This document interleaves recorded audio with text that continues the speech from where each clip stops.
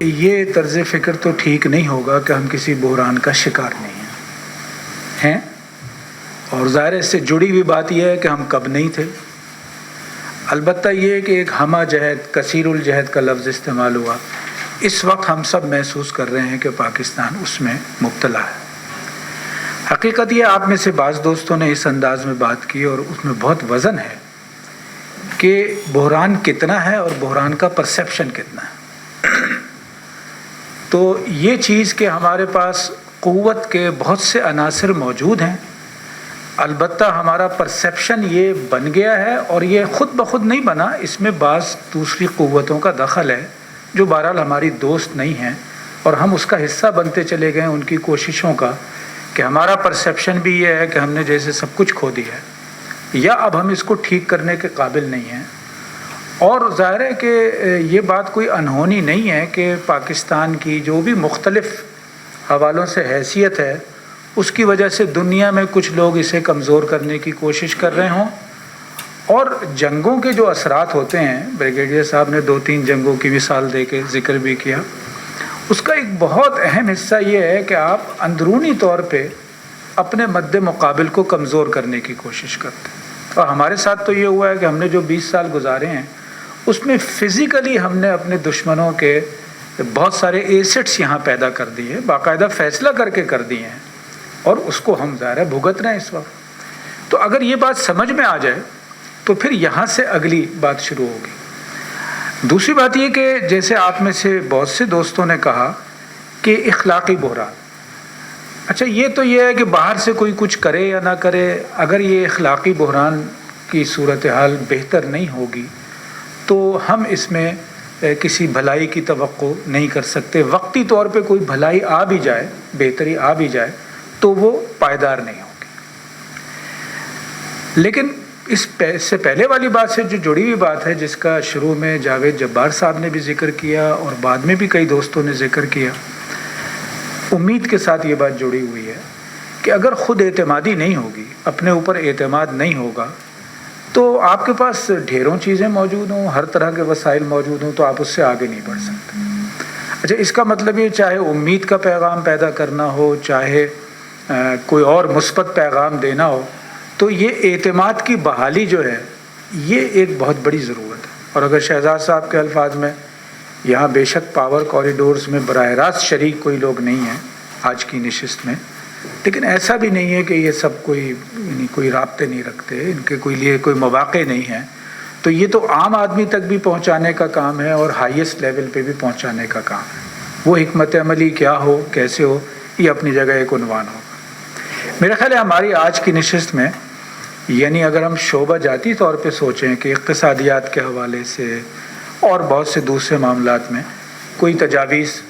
تو یہاں شعبہ جاتی حوالے سے بہت سی تجاویز آئی ہیں، لیکن یہ مرکزی عنوانات زیادہ اہم ہیں۔ اس فریم ورک میں جب مرکزی عنوانات میں بات ہو پھر یہ شعبہ جاتی، اور میرا خیال ہے اس میں آج طاہر اعجازی صاحب نے اکنامی کے حوالے سے جو چند موٹی موٹی چیزیں پیش کی ہیں، باقی تفصیل تو ان کے پاس بہت ہے۔ اور جیسے عاقب صاحب ہمیشہ اس شکایت کا اظہار کرتے ہیں اور ٹھیک کرتے ہیں، ہم سب کو انہوں نے کنونس کر لیا ہے کہ سیکرٹری کے پاس کوئی اختیار نہیں ہوتا۔ تو بیوروکریسی میں جو لوگ بیٹھے ہوتے ہیں، لوگ انہیں بہت پاورفل سمجھتے ہیں، اور ایک مرحلہ جیسے ہماری ان مجالس میں یہ آتا ہے کہ جس کو لوگ پاورفل سمجھ رہے ہیں وہ اپنے ذہن کو پھر بند کر کے رکھ دیتے ہیں کہ نہیں، ہمارا کوئی رول نہیں ہے، چونکہ کہیں اور سے ڈکٹیشن آ رہی ہے جس کو ہمیں کرنا ہے۔ طاہر اعجازی صاحب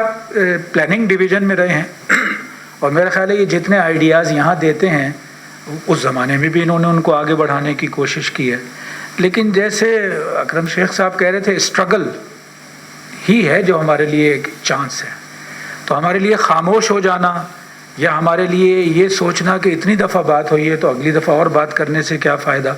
تو وہ یہی ہے کہ جو ہمارے پاس پیغام ہیں، جو تجاویز ہیں، وہ ہم اس کو زیادہ سے زیادہ آگے بڑھاتے رہیں۔ تو آج طاہر اعجازی صاحب نے چند چیزوں کی نشاندہی کی، میرے خیال میں اس کو اور آگے بڑھا رہے ہوں۔ یہ بات یہاں کئی دوستوں نے کہی ہے اور اس کو ایمفیسائز کرنے کی ضرورت ہے کہ ہمارے پاس ایک دستور ہے جو 1973 میں بنا، آج اس کو 50 سال مکمل ہو رہے ہیں۔ یہ دستور جو ہے یہ قومی اتفاق رائے کی علامت ہے۔ اس دستور میں اتنی جان ہے کہ اس نے 3 مارشل لا، 3 ہی بھگتے ہیں نا، 3 مارشل لا بھگتے ہیں. اس کے اندر کچھ تبدیلیاں آ گئی تھیں تو اس نے اس کو بحال کروانے میں کامیابی بھی حاصل کر لی ہے، اور یہ اسی نظام میں ہوئی ہے. اچھا، تو کیا آج ہم کہیں کہ اس دستاویز میں کسی تبدیلی کی ضرورت نہیں ہے؟ ظاہر ہے یہ بھی غلط ہوگا. دنیا تبدیل ہو رہی ہے، ہم اپنے تجربات سے سیکھ رہے ہیں، تو اس میں کچھ نہ کچھ تو سوچنا پڑے گا کہ دستور میں کہاں ایسا کوئی خلا ہے کہ جس کو آج اگر ہم دور کرنے میں کامیاب ہو جائیں. دور کون کرے گا، کیسے ہوگا، اس پہ ہم بعد میں بات کرتے ہیں. لیکن یہ موضوع تو اس کی جیسے اجازت نہیں دینی چاہیے کہ اس دستور کو تبدیل کر دینا، اس کو ختم کر دینا ہے. ایک کو جو یہ ہمارے ہاں بات ذرا ملفوف انداز میں ہوتی ہے کہ ایک نئے سوشل کانٹریکٹ کی ضرورت ہے،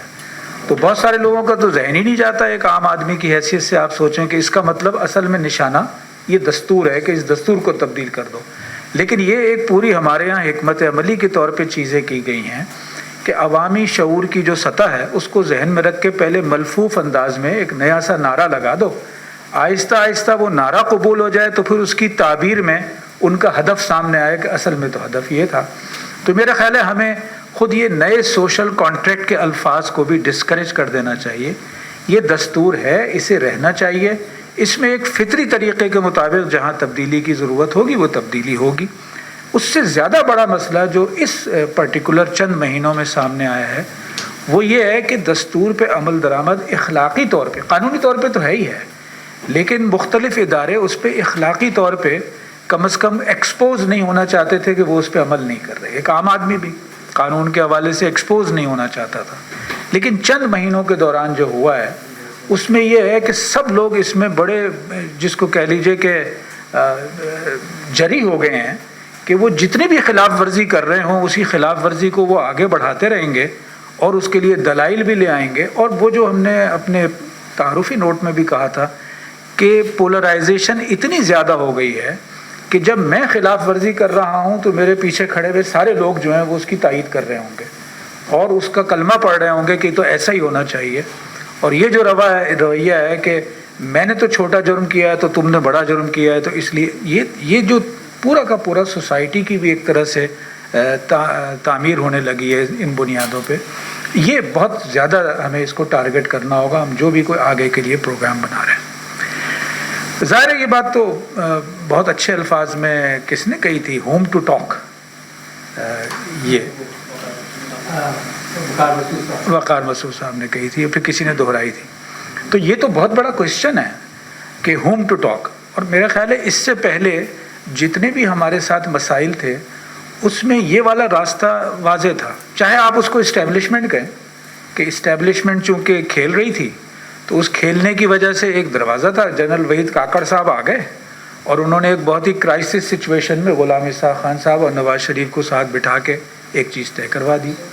اور ایک مثال جو ہے وہ ہمارے قبلہ ایاز صاحب نے اپنے اس میں دی ہے.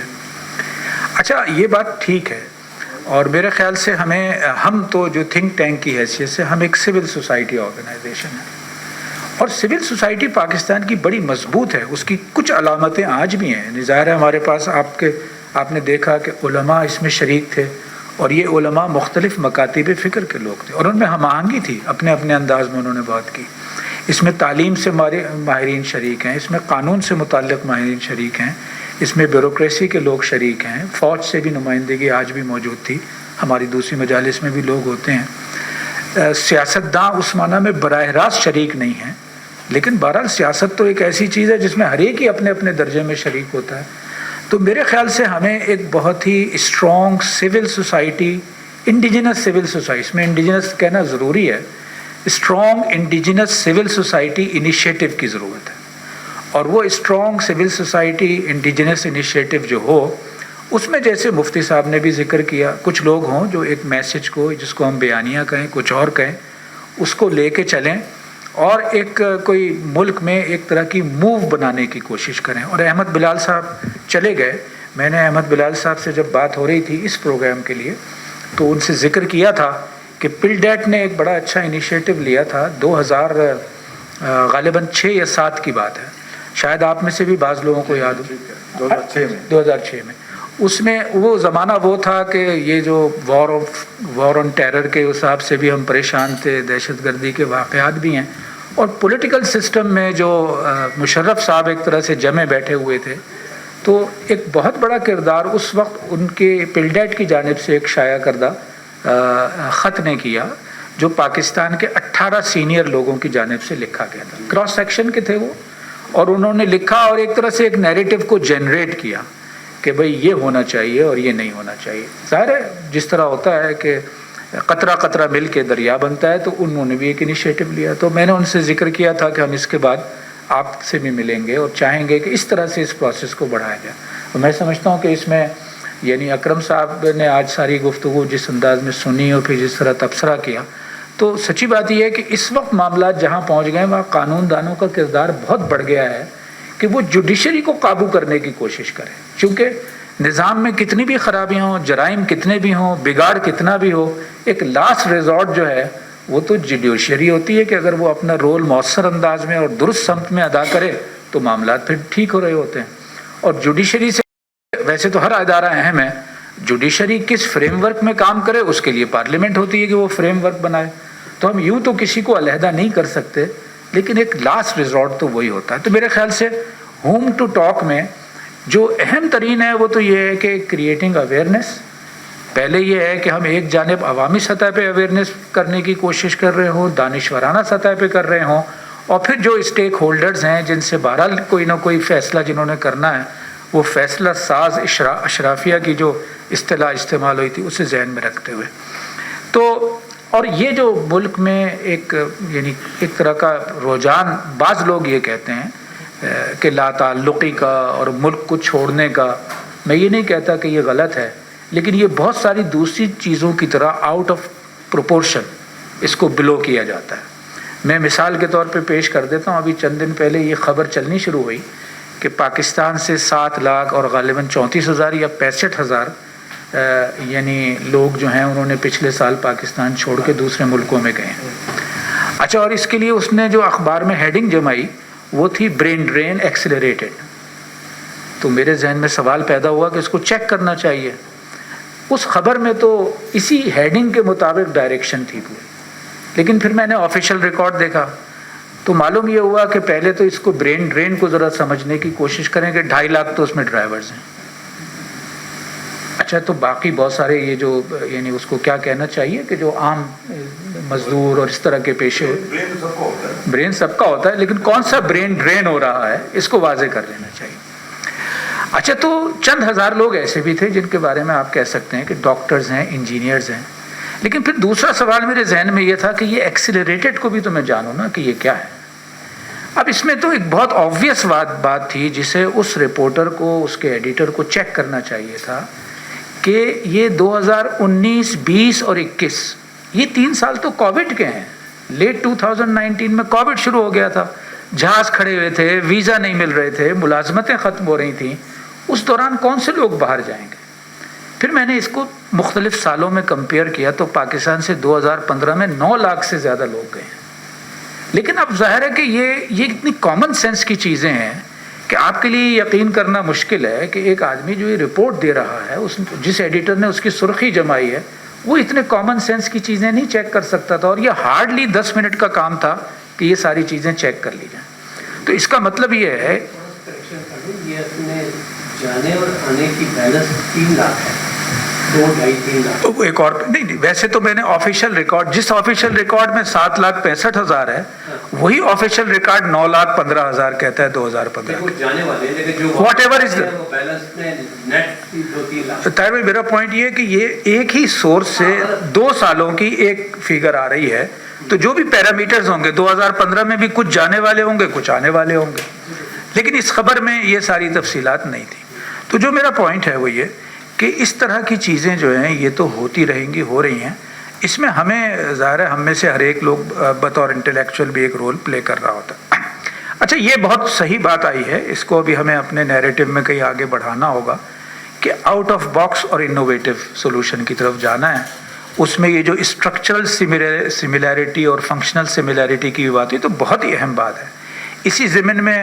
یہ جو پورا موضوع ہے الیکٹورل ریفارمز کا، جاوید جبار صاحب نے بھی ذکر کیا، تو الیکٹورل ریفارمز میں اکرم شیخ صاحب آپ سے بھی کسی وقت رہنمائی لیں گے کہ ہم یہ پروپورشنیٹ ریپرزنٹیشن کو ایک طرح سے ایگریسولی لانچ کرنے میں فائدہ دیکھ رہے ہیں کہ کم از کم اس کی ایک سمجھ بوجھ تو آئے نا کہ یہ جو موجودہ نظام ہے جس کے اندر 30% اور بعض اوقات 40% ووٹ پڑتے ہیں، 6 کینڈیڈیٹس ہوتے ہیں، ہر کینڈیڈیٹ جو ہے وہ کوئی 8% لیتا ہے اور ایک کینڈیڈیٹ جو ہے وہ 20% لے لیتا ہے، تو یہ کون سی نمائندگی ہے جو ہماری پارلیمنٹ میں ہو رہی ہے؟ یہ جو پورا الیکٹیبلز کا فنومینا ہے یہ اس کی وجہ سے ہی ہے. اور اس اعتبار سے اگر ہم کہیں کسی کونے سے اس کو ہٹ کرنے میں کامیاب ہو جائیں کہ یہ سسٹم تبدیل ہو، بے شک اس شروع میں ہائیبرڈ ہو، گریجول ہو، لیکن ہمیں یعنی اس قسم کی اسٹرکچرل ریفارمز، لیگل ریفارمز اور ان ساری چیزوں کے بارے میں سوچنا چاہیے. یہ بھی میرے خیال ہے ہمارے ہاں ذرا زیادہ بات نہیں ہوئی، لیکن یہ بات بڑی اہم ہے کہ یہ جو آسٹیرٹی کا، کنزرویشن کا کلچر ہے، یہ تو اوپر نیچے ہر جگہ چیک کرنے والا ہے. یعنی غریب کی بھی غربت کا ایک بڑا حصہ یہ ہے کہ وہ کوئی مر جائے تو کوئی اس کے ہاں شادی اور خوشی کی تقریب ہو وہ تو زندگی بھر کے لیے اپنے آپ کو مقروض کر لیتا ہے اور پھر قرض کی وجہ سے اور زیادہ پریشان ہوتا ہے. تو یہ تو پورا کلچر ہے. اگین اس میں بھی تعلیم کا بھی حصہ ہے، اس میں مسجد کا کردار بھی ہے، اس میں میڈیا کا کردار بھی ہے، اور ظاہر ہے کہ قانون سازی بھی اس میں کہیں نہ کہیں رول پلے کرے گی. تو یہ میرے خیال سے کہ اس کا لازمی لیونگ ود ان مینز کا تقاضا بھی ہے. لیکن اگر لیونگ کسی کے پاس مینز بھی ہوں، جب بھی سوال یہ ہے کہ آسٹیرٹی کی طرف کیوں نہ جایا جائے، تو یہ اس کے لیے ظاہر ہمیں کرنا پڑے گا. یہ عاقف صاحب ہمیشہ کہتے ہیں اور میرا خیال ہے اس کو دہرانا ضروری ہے، اس فریم ورک کا ایک بڑا اہم پارٹ ہوگا وہ کہ احتساب کا حقیقی نظام نہیں ہوگا، سزا اور جزا کا صحیح نظام نہیں ہوگا، کاغذ ہی پہ نہیں، عمل درآمد کے میدان میں نہیں ہوگا. تو یہ یعنی کوئی بھی چیز جو ہے وہ سسٹینیبل بنیادوں پہ بہتر نہیں ہو سکے گی. یہ 3-4 اصطلاحات میں بات آئی ہے، یہ ساری بالکل ٹھیک ہیں. یعنی میثاق پاکستان کے عنوان سے آیا کہ کوئی ایسا document, charter of national reconciliation کا ذکر آیا، یہ بھی ایک ڈاکومنٹ میرے خیال میں ملتی جلتی چیزیں ہی ہیں. بالآخر اس کو کیا عنوان دیا جائے، لیکن ایک ایسا چارٹر کہ جو اسی طرح سے ٹروتھ اینڈ ریکنسیلیشن فورم، یہ آئیڈیا ہمارے عرفان صاحب نے پیش کیا، اس کو ذرا دیکھنا پڑے گا کہ اس کی کیا عملی شکل ہو سکتی ہے. جیسا کہ انہوں نے کہا کہ کمیشن میں نہیں کہہ رہا چونکہ آپ تو کمیشن نہیں بنا سکتے، لیکن یہ فورم ٹائپ کے اس میں کیا کیا چیز ہو سکتی ہے، یہ ہمارے لیے ایک طرح سے پیش نظر رکھنا ہوگا. تو یہ یعنی دہرا دینے کی بات ہے، ورنہ آپ سب نے کہی ہے، اور یہ چونکہ بہت ہی کی ایک طرح سے پوائنٹ بنتا ہے کہ تمام اداروں کو اپنی حدود میں رہنا ہوگا. میں اس میں اس طرح سمجھتا ہوں، میرے خیال سے بعض یعنی ظاہر کس وقت کون کس طرح سوچ رہا ہے اور سوچیں تبدیل بھی ہوتی ہیں، لیکن ایک ریسپیکٹیبل ایگزٹ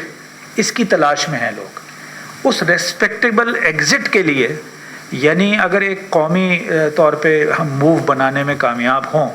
تو اس میں بہت سے لوگ بہتر ہو جائیں گے. تو ایک طویل سفر ہے اور چھوٹے چھوٹے اقدام بھی اس میں کام آئیں گے، لیکن انشاءاللہ تعالی امید رکھنی چاہیے انشاءاللہ. اور انسان کے پاس تو اس کے علاوہ کچھ ہے نہیں کہ وہ اپنی کوشش کرے. اگر کوئی یہ سمجھتا ہے کہ وہ حالات کو خود تبدیل کر لے گا تو ان بہت سارے لوگوں کا حشر ہمارے سامنے ہے جو خود ہمارے ملک میں جب ہائیسٹ پوزیشنز پہ تھے تو ان کا خیال تھا کہ وہ اس ملک کو پتہ نہیں کہاں پہنچا دیں گے، لیکن اس کے بعد خود ان کا جو حشر ہوا ہے تو یہ کسی سے چھپا ہوا تو نہیں ہے. تو اس لیے اس میں یعنی ہمارا کام ہے ہم اپنا رول پلے کریں اور انشاءاللہ تعالی آگے اور بھی کر رہے ہوں گے. تو بہت بہت شکریہ جناب آپ سب لوگوں کا. بہت شکریہ، بہت شکریہ. مفتی صاحب کی زیارت کروائی آپ نے جی، بہت شکر گزار. مفتی صاحب یہ شیخ صاحب آپ سے کچھ کہنا چاہ رہے ہیں؟ نہیں، میں نے شکریہ ادا کیا ہے خالد رحمان صاحب کا کہ حضرت مفتی صاحب کی زیارت آپ نے کروائی. میں شکر گزار ہوں آپ کا. بہت شکریہ. ہم بہت شکریہ. مفتی صاحب جب پہلی مرتبہ ہمارے ایک پروگرام میں، آپ کی اجازت سے یہ بات شیئر کر لوں، کراچی میں ہم نے گزشتہ سال ایک پروگرام کیا تھا اسلام میں انسانی حقوق کے حوالے سے، خدمت کے حوالے سے، اسلام میں خدمت کا تصور اور ہیومینیٹیرین لاز. تو مفتی صاحب سے ہم نے درخواست کی اور مفتی صاحب نے بہت ہی بے تکلفی سے ہمیں یہ بیان کیا کہ میں نے تو کہیں نہیں جاتا، اگر آپ کے یہاں آیا تو پہلی مرتبہ آؤں گا، میں پبلک پلیٹ فارمز پہ نہیں جاتا. تو آپ کی بہت محبت ہے اور سچی بات یہ ہے کہ اس تعلق سے ہمیں بڑی تقویت کا احساس ہوتا ہے، چونکہ جن لوگوں نے جامعۃ الرشید نہیں دیکھی، میری گزارش ہے کہ اگر آپ کو خاص طور پہ بھی کراچی جانا پڑے اور جامعۃ الرشید دیکھنا پڑے، اور دیکھنے سے مراد عمارت نہیں ہے، وہ بھی بہت عمدہ ہے اور بہت طرز تعمیر کے حوالے سے، لیکن اصل تو وہ کام ہے جو وہاں ہو رہا ہے، تو وہ اس قابل ہے کہ ہم اسے دیکھیں، اور جس جانب مفتی صاحب بھی اشارہ کر رہے تھے اس سے یہ امید حاصل کریں کہ یہ اسی ملک میں ہو رہا ہے اور پاکستان کے لوگ کر رہے ہیں۔ تو بہت شکریہ جناب آپ سب لوگوں کا۔